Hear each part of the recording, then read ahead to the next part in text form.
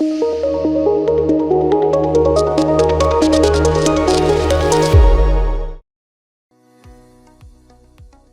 Everyone, నేను doctor Mrudula, consultant, fertility expert, 49 hospital, Secunderabad branch. So ఈరోజు నేను ఏఎంహెచ్ హార్మోన్, దీని ఇంపార్టెన్స్ ఏంటి, ఫర్టిలిటీలో టెస్ట్ ఎందుకు చేసుకోవాలి, చాలా తక్కువ ఉన్న వాళ్ళకి ప్రెగ్నెన్సీ కోసం ట్రీట్మెంట్ ఆప్షన్స్ ఏముంటాయి అనేది చెప్తాను. సో ఈ ఏఎంహెచ్ అంటే అసలు ఏంటి? ఎందుకంటే ఈ మధ్యలో అందరూ వినుంటారు, ఏఎంహెచ్ టెస్ట్ చేసుకోండి అని అడ్వైస్ చేయడం. ఏఎంహెచ్ అంటే యాంటీ ములేరియన్ హార్మోన్. సో ఇదేంటంటే మనకి ఎగ్స్ నంబర్ ఎంత ఉంది ఒక ఫీమేల్లో అనేది తెలుసుకోవడానికి ఉపయోగపడుతుంది. సో అందరికీ బేసిక్గా స్కాన్ అనేది అడ్వైస్ చేస్తాము. ప్రెగ్నెన్సీ రావట్లేదు, సంతానలేమితో వచ్చిన వాళ్ళందరికీ ఫీమేల్కి స్కాన్ అడ్వైస్ చేస్తాం. సో ఈ స్కాన్లో మనకి సెకండ్ డే 2 స్కాన్ చేసినప్పుడు యాంట్రల్ ఫాలికల్ కౌంట్ అంటాం, అంటే ఎగ్స్ నంబర్ డే 2లో. సో ఇవి కౌంట్ చేసుకున్నప్పుడు నార్మల్గా ఉంది అంటే యూజువల్గా వేరే బ్లడ్ టెస్ట్లు ఏమీ అడ్వైస్ చేయము. బట్ ఎగ్స్ నంబర్ ఏఎఫ్సి ఎప్పుడైతే తక్కువ కనిపిస్తున్నాయో, లేదంటే కొంతమందికి ఏజ్ ఎక్కువ ఉండొచ్చు, 35+ ఉండొచ్చు, ఆర్ స్కాన్లో నంబర్ ఆఫ్ ఎగ్స్ తక్కువ ఉన్నాయి, వీళ్ళకి ఏఎంహెచ్ అనేది టెస్ట్ అడ్వైస్ చేస్తాం. ఈ ఏఎంహెచ్ అసలు ఎక్కడి నుంచి ప్రొడ్యూస్ అవుతుంది అంటే, మనకి ఏవైతే స్కాన్లో కనిపించకుండా కొన్ని చాలా చిన్న ఎగ్స్ ఉంటాయి ఓవరీస్లో. సో ఆ చిన్న ఎగ్స్ ఏదైతే స్కాన్లో కనిపించావో వాటి నుంచి ప్రొడ్యూస్ అయ్యే హార్మోన్ ఏఎంహెచ్. సో ఇది టెస్ట్ చేయడం ద్వారా ఈ కనపడకుండా ఉన్న ఎగ్స్ ఎన్ని ఉన్నాయి అనేది తెలుసుకోవచ్చు.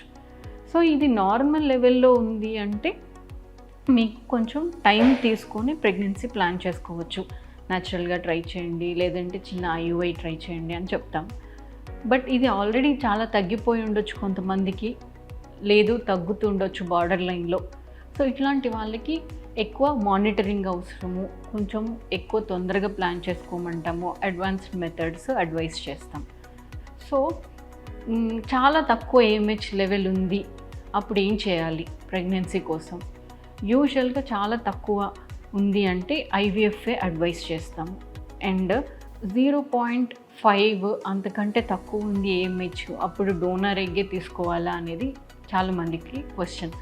సో ఈవెన్ 0.5 ఉన్నా కూడా మీది సెల్ఫ్ ఓసైట్ అనేది ట్రై చేయొచ్చు.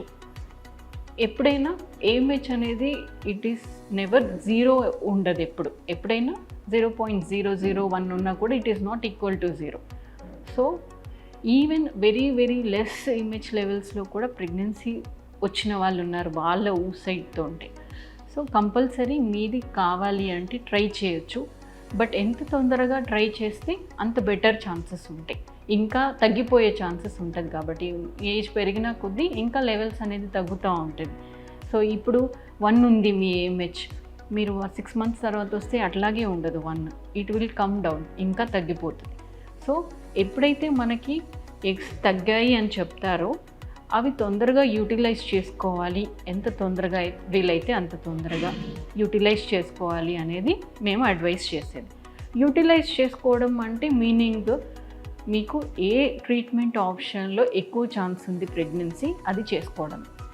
సో ఈవెన్ తక్కువ ఏఎంహెచ్ ఉన్నా కూడా మనం ఐవీఎఫ్ పద్ధతి ద్వారా మీదే ఎగ్స్ సైజ్ పెరగడానికి ఇంజెక్షన్స్ ఇచ్చి పెరిగిన ఎగ్స్ బయటకు తీసుకొని ఇక్సీ స్పర్మ్ ఇంజెక్ట్ చేసి ఎంబ్రియో రెడీ చేసి మీ యూట్రస్లో ట్రాన్స్ఫర్ చేసుకోవచ్చు, even very low levels AMH ఉన్నా కూడా. అండ్ చాలామంది అడుగుతూ ఉంటారు, ఈ ఏఎంహెచ్ అనేది ఇంప్రూవ్ అవ్వదా, మెడిసిన్స్ ఇచ్చి ఇంప్రూవ్ చేయండి అనేది చాలామంది అడుగుతూ ఉంటారు. బట్ ఏంటంటే మనకి ఎగ్స్ నంబర్ అనేది ఫిక్స్డ్ ఉంటుంది ఫీమేల్స్లో. బై బర్త్ కొన్ని ఎగ్స్ ఉంటాయి, అందులోంచి ఎవ్రీ మంత్ ఎగ్స్ అనేది పోతూ ఉంటాయి. అది నార్మల్గా జరిగేది ఫిజియోలాజికల్ ప్రాసెస్ ఎవ్రీ ఫీమేల్. ఇప్పుడు ఈ మధ్యకాలంలో ఏంటి అంటే చాలా ఎర్లీగానే తగ్గిపోవడము ఎగ్స్ అనేది చూస్తున్నాం. 30 yearsకి చాలా తగ్గిపోవడము రిజర్వ్ అనేది చాలామంది చూస్తున్నాం. మన లైఫ్ స్టైల్ వల్ల, మనం తినే ఫుడ్, మనం స్ట్రెస్ లెవెల్స్, స్లీప్ లేకపోవడము, అండ్ ఇంకా మీరు తినే పెస్టిసైడ్స్ ఎక్స్పోజరు, రేడియేషను, అన్ని పొల్యూషన్, అన్నిటి వల్ల యాజ్ జనరల్ హెల్త్ మీద ఎంత ఎఫెక్ట్ ఉందో మనకి ఫర్టిలిటీ, రిప్రొడక్టివ్ సిస్టమ్ మీద కూడా ఇవన్నిటి ఎఫెక్ట్ ఉంటుంది.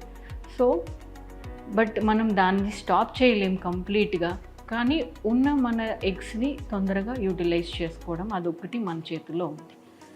కంప్లీట్గా మనము ఏవైతే అవాయిడ్ చేయొచ్చు ఉన్న ఇవన్నిట్లో, లైక్ వెయిట్ ఎక్కువ ఉంటే వెయిట్ లాస్ అవ్వడము, స్ట్రెస్ లెవెల్స్ తగ్గించుకోవడము, మెడిటేషన్, యోగా, తర్వాత సన్లైట్ ఎక్స్పోజర్. అంటే ఇప్పుడు అసలు ఎవరు సన్లైట్ ఎక్స్పోజర్ కంప్లీట్గా అవాయిడ్ చేస్తున్నారు.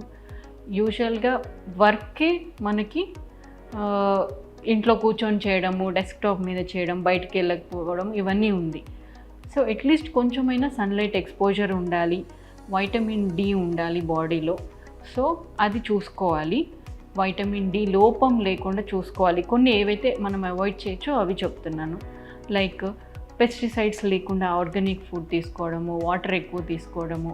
వాటర్ కూడా మనము కొన్ని ప్లాస్టిక్స్ ఇవి అవాయిడ్ చేయడము మన డైట్లో. సో ఇవన్నీ చేసుకోవడం ద్వారా కొంతవరకు మనం హెల్ప్ చేయొచ్చు. బట్ యాజ్ సచ్ ఇంప్రూవ్ చేయొచ్చా మెడిసిన్స్ ఇచ్చి అంటే మనం ఇంప్రూవ్ చేయలేం ఏఎంహెచ్ అనేది. సో ఎందుకంటే ఇంకా ఎగ్స్ అనేది తగ్గడమే కానీ పెరగదు నెంబర్ అనేది. ఇంకా తగ్గిపోకముందే ఉన్నవి తొందరగా యూజ్ చేసుకోవాలి అనేది నా అడ్వైస్. Thank you.